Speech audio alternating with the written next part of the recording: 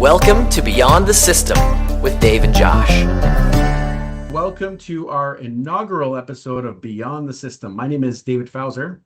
And I'm Josh Bell, and we're your co-hosts for this podcast. We're here to cover a lot of information, but really it all comes back to our IMR strategy: inspect, maintain, replace. Dave and I have spent many years in the industry and many years with Simco, and we want to pass on our knowledge and information to help you maintain your systems better.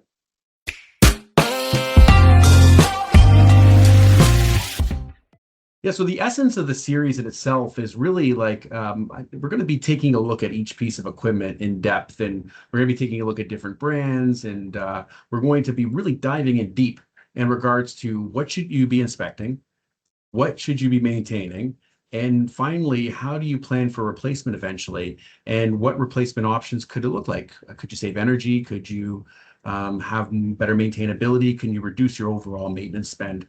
And those are all the things that you can expect to get out of this. And we feel that the more that we share our knowledge, the better you'll be able to maintain your system, which is our ultimate goal.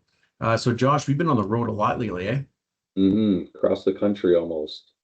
Yeah. And everywhere we go, we've been talking a lot with our staff about this plan and how to implement this plan and how to better service our customers, because ultimately the IMR strategy really makes their job easier. I think that's fundamentally what it comes down to. Would you agree? Oh, absolutely. I mean, I think one of the problems that we often face is, as we start to talk technical to some, their eyes glaze over. And a lot of people we talk to actually are very technical. You talk to a lot of engineers, a lot of maintenance managers, but they have to be a jack of all trades, because not only do they have to know about our refrigeration system, their refrigeration system, they also have to know about all the other systems they have in place. And it would be actually impossible to be an expert at every single thing that they do. So really, if we could just help with these little areas, then we feel that we can maybe make their lives a lot more easier, for sure. So it reminds me, Josh, of when we were actually preparing for this and thinking about it, and it just makes you think about a lot of the old stories about how sometimes we have to respond to emergency service, and one that comes to mind is a few years ago where we had to retube a shell and tube chiller on the fly. We had a call, chiller failed right during the Christmas holidays, couple major tournaments, and their chiller had failed, and they said, "Hey, you got to get over here right away." And when we get that call, it's all hands on deck. We got our mechanics working 24/7. We're flying parts in. It's like, we've got our service department engaged on this. We're making site visits.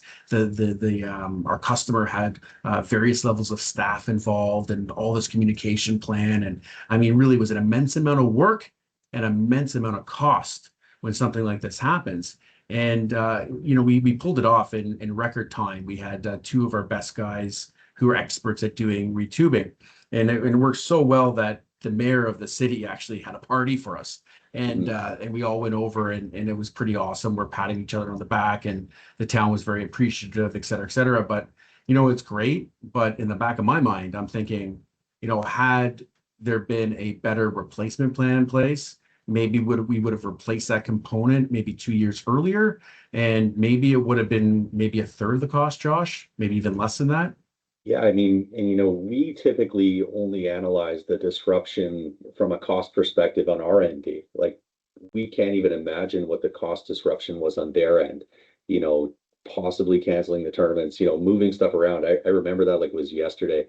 Right through the Christmas holidays, likely the busiest middle section of the season for an ice rink, and they were completely down for about 3 weeks. So, I can only imagine the disruption on their end. The use of resources, the repurposing of resources.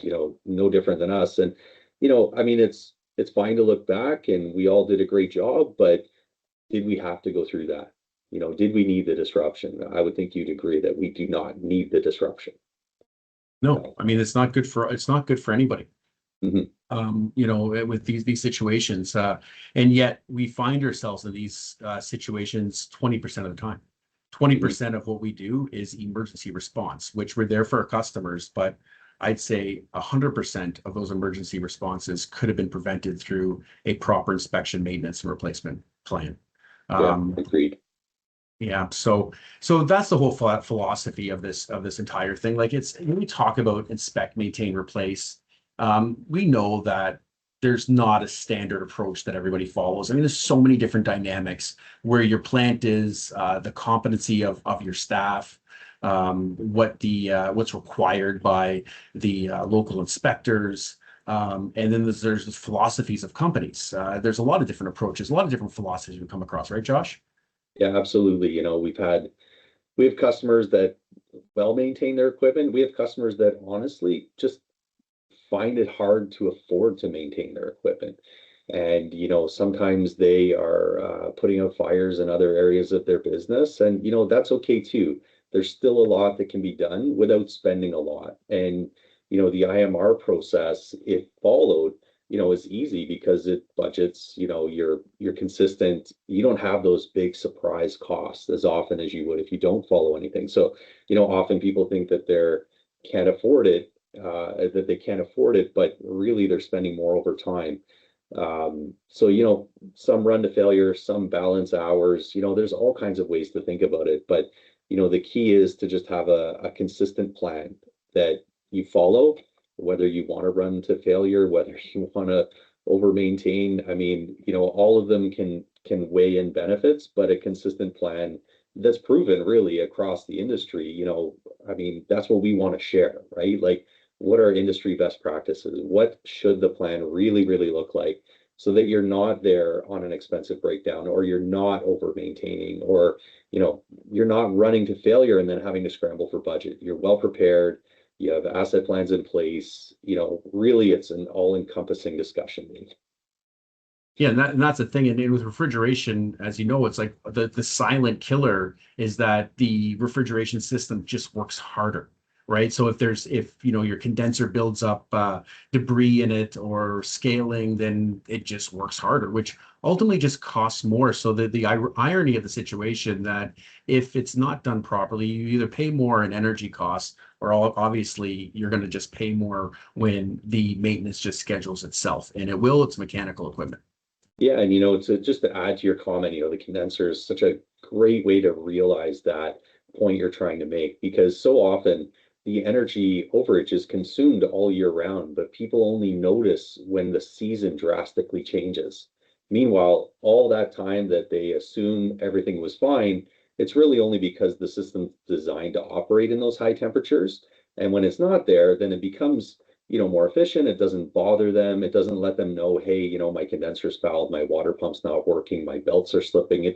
It's not something that's observed when it's 10 degrees outside and the system's just purring along, so they think. Meanwhile, the energy being consumed is higher, and it's higher, and it's a lot higher. And let's be honest, energy costs nowadays, they're a bit of a silent killer, and you think you're saving, meanwhile you're spending every hour of the day, so using the condenser analogy is great because, I always said when I was in the truck, high temperature and low temperature, that's when I get the most of my calls. The pesky water leak outside doesn't show up until it's -10 outside, and then it's a big problem. And the loose belts and scale, they don't show up till it's 34 degrees outside. Then now it's a problem. So, maintaining throughout the year, doing multiple visits, doing multiple checks, whether you're paying for them, doing them yourself. Again, have a plan, have the framework in place so that you don't run into those problems. Okay, well, let's get into that framework, Josh. And the first part of the IMR is the inspection part of it. And so, just to be clear, as we're talking about this philosophy, this is not something that you need to go run out to a contractor and say, I need a mechanic here every day. A lot of this stuff can be done by you or your staff, if given the proper direction. So let's first of all, let's pretend I'm a new plant manager, okay? Mm-hmm. And I've just walked into the plant and I say, okay, how do I make an inspection plan? Yeah. So, I mean, initially, and in most cases, every plant has, logbook, checklists, religiously do those. And, I think every 2 hours is a great number, as long as you have staff in the building. If you don't have staff in the building, there are a lot of systems out there across North America where they are not staffed. And, that way, in those cases, it's often better to reach out to a contractor that they can just stop in and do regular visits, obviously not 2 hours a day, but when they're unmanned, it's nice to have somebody with a high level of knowledge to do a thorough inspection daily, weekly, monthly, whatever you feel like. But when it's your own staff, I used to do, a bit of a training course for one of the major cities in Canada. And the one thing that I told all of them, because it almost felt like some of them were mailing it in a bit, they were just, they had an easy day at work. And I said, I don't want to overcomplicate things for you. All I want you to do is come and look at the equipment. Like, have your checklist, but show up and look. And, what the benefit to that is you get accustomed to the sound of the equipment, you get accustomed to the visual appearance of the equipment. And all I wanted them to do at the lowest, easiest level, if you want to say, is know the difference between what good looks like and what a problem might look like. And if I go to a condenser, for example, and the belts are squealing, or there's water frozen to the roof, I want to know. So if the role that you play in your organization isn't a role to correct the issue, that's okay, but identify the issue and notify whoever is responsible, because the issues that can arise from these small things can get quite large. Roof collapse, belts breaking on a condenser. That's a cheap one. If your bearings go because your fan blades get frozen solid and they break apart, now you need fans and wheels and shafts, and on it goes. So, just show up at the most basic level, do your log, have a look, have a listen, and then notify people when you identify things that are out of the norm. So if I wanted to put together a regular, like a daily, weekly, monthly, yearly inspection plan, how do I do it? I mean, I think if you're starting with very little knowledge, I think consulting a contractor at that point would be a very good path forward. In the industries throughout North America, there are organizations that also can support with basic logbooks, and in a lot of cases, it's also local authorities having jurisdiction that have requirements for them to meet. So I think that would be the basics to start there. Either local authority, local organization, or directly to a contractor. Get there, get a list of equipment that needs to be observed, maintained, watched, and then create the checklist from there. And the checklist, the most basic things that should be there no matter what are runtime of equipment, pressures of the system, oil pressures on compressors, highly critical. If you don't have ways to check suction pressure, discharge pressure, oil pressure on all your compressors, then you've got to get a contractor in to give you those tools so you can observe those things, because those are definitely the basics. Right. So it's almost like your body, in a sense, that you're going in for a bit of a health check, and you're seeing like you're getting a blood test essentially, and you're seeing, oh, that's off or that's changed. Why? Yeah, absolutely. And without knowing the baseline or what good looks like, you don't know, right? You think you're healthy. Another good one to have is your secondary coolant system. If you have brine or glycol, or you need to know what that stuff should operate at, so that when you are doing your checks, you can compare to what good looks like. And often that's a miss in general logbooks. Usually, when you come in, when I was on the tools, I'd come in, I'd go to the logbook. I'd want to see, what did the history look like? And, often people don't know what good looks like. It's a nice thing to have on your page. And, you buy a generic logbook, you won't always find this, but, to know where the pressure should be is a good way. I used to even label some of my gauges with like a range, so that people would go in, as long as their pressures are in the range, that they're okay. But if they don't know, it's hard to know. But if you don't know, keep that logbook. When there is an issue and a technician shows up, they can look through the history and they can almost pinpoint the time where the belts broke off the condenser, if it's in the winter, or the pump stopped working because the coupling is no longer working, all these things. So all those details are good to keep on file, but having somebody come in and set that baseline initially really helps kick off the whole inspection process. Yeah, like and it's hard sometimes, because I think often when I'm talking to like a national account, like a big food and beverage type of company, and they want to know, well, give me our inspection plan, and the problem is that every single plant is different, and they have different different components and different ages and there's just so much different that it really, I mean, I guess the point is that it's got to be customized and then work with your local contractor or somebody to help you put together the list and how you're going to track it. It's pretty straightforward. Moving on then to like maintenance.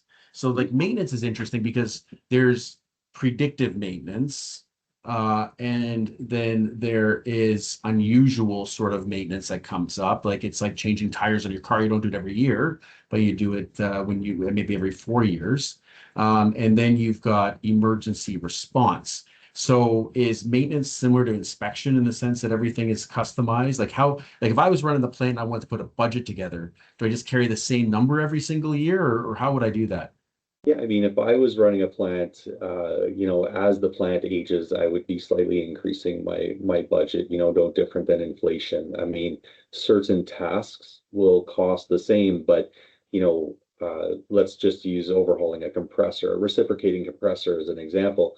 When the compressor is early in life, the likelihood of changing major components is pretty low, especially if you stay on the serviceable wear items like springs and valve rings and piston rings and stuff like that. But over time, regardless, you're eventually going to get into cylinder sleeves and oil pumps and stuff like that. So, you want to be ready for those. If well maintained and you do good oil changes, maybe you can avoid a lot of those. But, from a budgeting perspective, over time, you want to slightly keep an increase, maybe a bit of a reserve.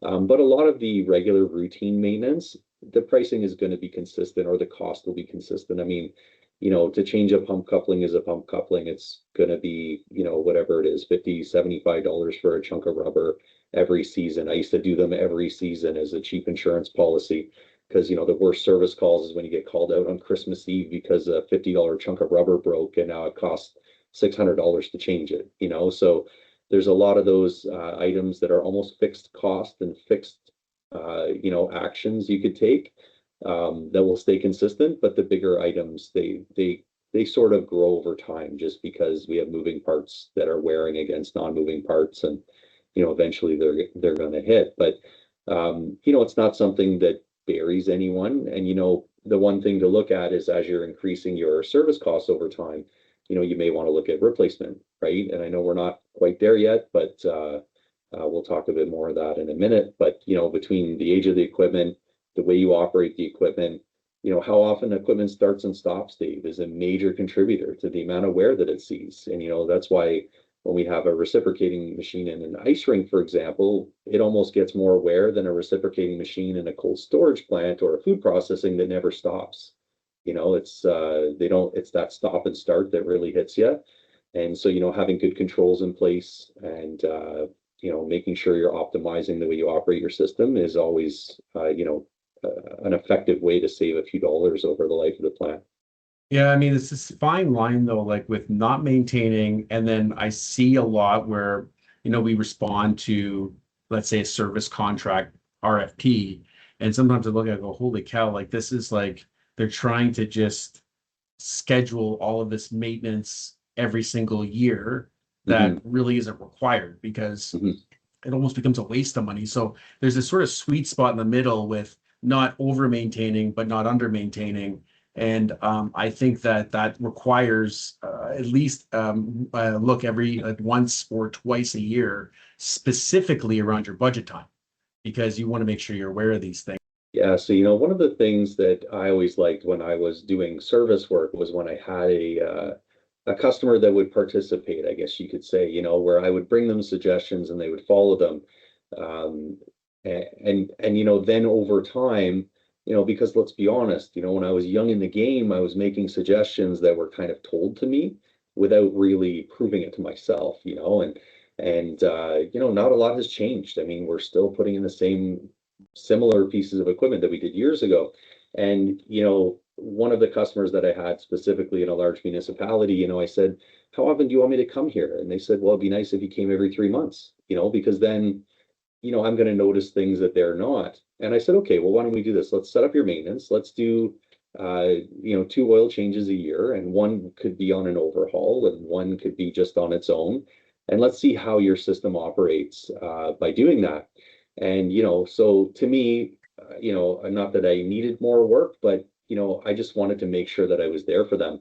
And so we started doing that. And then, over the years, the trust started to build between us. And, I said to the manager one day, like, so how have things been going, like, since we've been kind of doing this every 3-month visit? He said, man, my cost overall has come way down. He said, when you first pitched it to me, I thought you were just trying to get here every 3 months. He said, but we bought in and my costs are way down. I don't have breakdowns, and even if they had something that they needed me to look at, if it was minor, it was just on the list for me to look at the next 3 months, So um, what we accomplished was we maybe over maintained on the oil change based on hours. That's all we did, was based on hours. But if you read a book, maybe we were over maintaining on the oil change, but wow, the benefits of the overhaul were huge. So, it's almost like there's certain aspects of maintenance where you maybe want to push a little bit beyond what the suggestion is. And then there's others where you don't. So, by pushing a little on the lower cost oil change, we saved on the major cost of overhaul.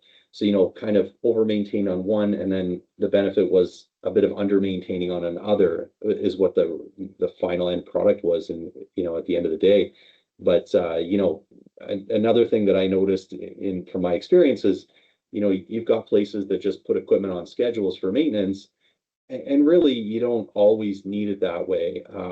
In the old days, if you look in the old manuals, it was on hours or seasonally.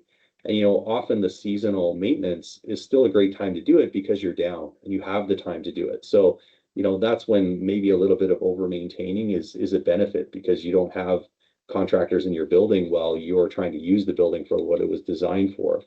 So, it's a delicate balance. You don't want to over maintain and waste your money. You don't want to under maintain and cause, unscheduled maintenance. So there's a good balance. So, working with contractors, Dave, watching our show, getting the tips, listening to our podcast, like, this is a place you can get that advice from, and it costs you nothing but time. Okay, so diving into the replacement side of things, so we've covered, like, how to inspect and how to maintain, but now you're getting to some components that are end of life cycle, and this becomes a little bit more tricky because there's these life cycle analysis out there, similar like ASHRAE, et cetera, that would say, okay, this has to be replaced or should be replaced after 25 years. But it's very prudent that that's obviously a beacon, or that's an anchor point, but then you can really look at components and say, what's the condition of this? How has it been maintained? And I think also with this whole replacement, you got to be looking at things on a pretty long horizon, as well as incorporating some of your corporate strategies that could involve energy reduction or refrigerant reduction or scalability and those sort of things. So I often find that the ideal time to look at one of these energy projects is when you are planning to replace a piece of equipment. So anyways, I've sort of talked about a lot of different sort of things with replacement. Josh, why don't you provide some more details in regards to sort of what best in class customers would do from a replacement strategy?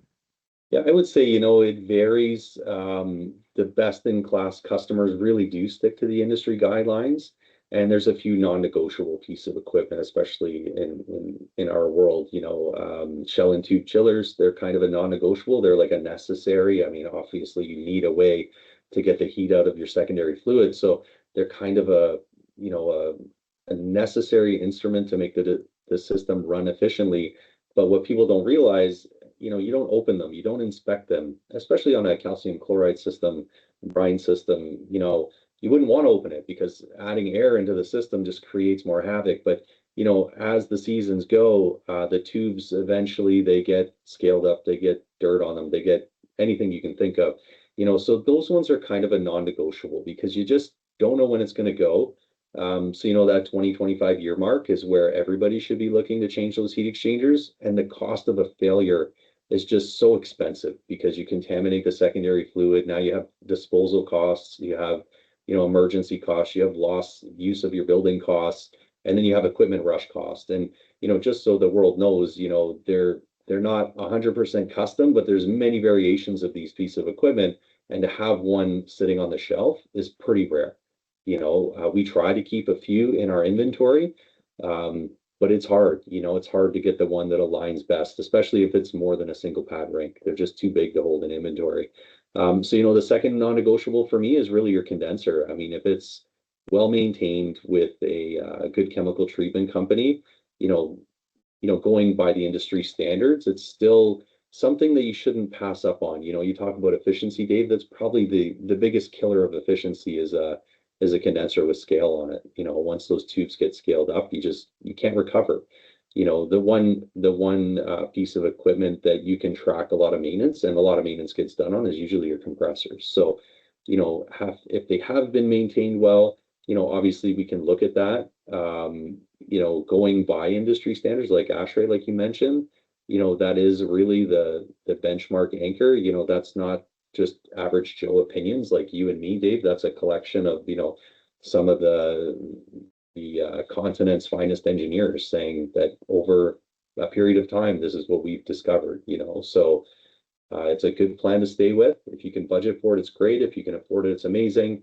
And, a lot of these other worries, they come off your plate, by sticking to those plans and those schedules. First of all, I'm a big believer that the contractor you're working with should be helping you with this. Often we see maybe some outside firms that companies hire to help them with this, but really I feel it's value added that should be done. And really, if I was running the plant with these components, thinking about it from a more critical perspective, what's my business risk if this fails? And how fast can I replace it? What's my operational risk? And what is my safety risk? Would be all things that I'd really want to fully understand, so I can help communicate that with the corporates or the financial side of things, the owner, so that they understand those risks. Because the refrigeration system in probably 99.9% of the places that we service are mission critical. And without it, your business is severely disrupted. So I can't stress enough how important it is to have these replacement plans in place. And I also can't stress how important it is to understand how you can get some of these things funded. Right, Josh?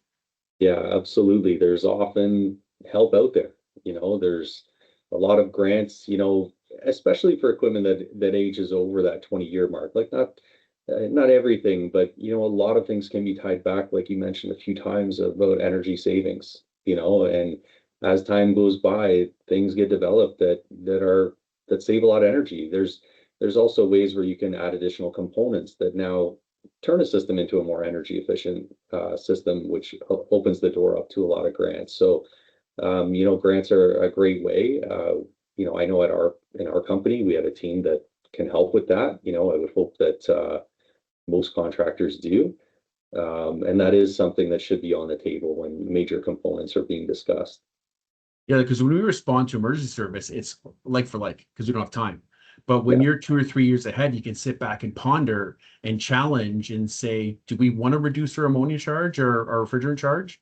Do we want to plan for some future expansion?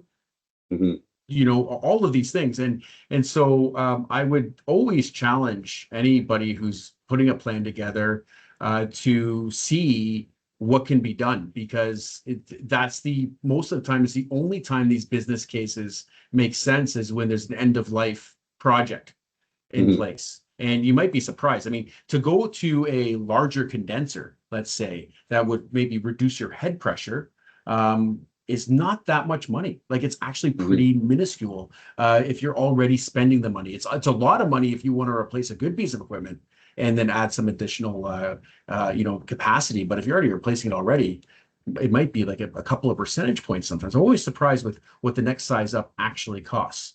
And it's not as much as you think it is. Yeah, even on the compressor front, like reciprocating compressors, I mean, come on, there's so many out there. So often you could go up to a larger piston size and run possibly the same horsepower that might give you a little bit more capacity, but in the end, the wear and tear on the equipment is so much lower that the life of that piece of equipment extends so far out, because you're not putting the pressure on it like you are on a high speed, smaller piston machine. So there's all kinds of ways to look at all kinds of things. One thing I just want to make sure we definitely mention when we're talking about upgrades in our system, controls have to be one of the biggest ones, Dave. I mean, if you're still running on a Honeywell T775 Old Faithful, it's a great, reliable device. You're missing out on all the benefits beyond the energy, the trending, the knowledge of your system. It's almost like hooking up a heart monitor to your body for the life of the system. And when you talk about energy grants, just by putting in the next level of automation, you can get floating head pressure control and pump cycling and all these benefits that you just can't have, and they get often overlooked because it's not a 5-alarm fire major piece of equipment. It can run on Old Faithful all day long, and they're great and they're simple, but what are you missing out on? Right. 100%. Yeah. So as a end user out there, challenge whoever's putting this asset report together. What else could be added as well? Mm-hmm. And what's the business case of that? So a lot of dynamics there. So yeah, so we've covered like inspection, maintenance, replacement, and obviously it goes without saying that Simcoe can help with that. But I think there's a lot of really capable contractors out there that could help you with that as well too. So just, it's like, my philosophy, our philosophy as an organization is we really don't care if you do it or we do it, whoever, we just want to make sure it gets done. And just for the safety and well-being of plants and the operations and to really make sure that the people that we work with are supported. But this is all really common sense. Like, it's very common sense what we're talking about today. Of course you want to inspect, of course you want to maintain, and of course you want to have a replacement plan. But why is it so often overlooked? I think at the end of the day, most people, they, including us, Dave, like, you think about our vehicles, we do our best, right? But if it starts and drives and gets us where we got to go, maybe there's some stuff wrong with it, but not a high priority for us, right? Because we need the vehicle to go from here to there.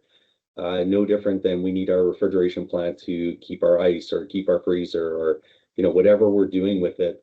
So I think, most people in business, except for those big, large industrial plants that have, operating engineers dedicated to focus on the system, it just gets overlooked. If I'm a manager of a recreation facility, I probably have more people banging on my door about, issues with the building than issues with the refrigeration plant. So, often I fall into this trap. I would fall into this trap, or our, people in our industry fall into the trap of, it'll kind of let me know, it'll let me know when it's not right. And, unfortunately, once it lets you know, it's probably letting you know that you're spending a lot more money than you had some focus been put on it.